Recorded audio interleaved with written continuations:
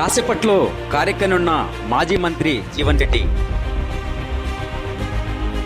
గులాబీ కండువా కప్పి పార్టీలోకి స్వాగతించనున్న కేసీఆర్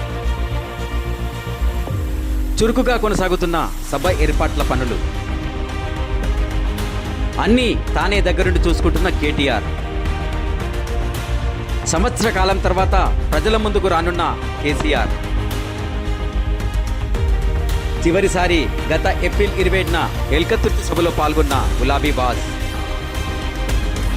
రేవంత్ రెడ్డి పేరు ఎత్తకుండా కాంగ్రెస్ టార్గెట్ చేస్తున్న మాజీ సీఎం కేసీఆర్ ప్రసంగం కోసం ఆసక్తిగా ఎదురు చూస్తున్న జనం స్వామి కార్యం స్వకార్యం అంటున్న ఎమ్మెల్యే గంగుల ఈ నెల 26న గంగుల తనయుడి వివాహం సభ ఏర్పాట్లలో తల మునకలవుతూనే తనయుడి వివాహ పనుల్లో బిజీగా గంగుల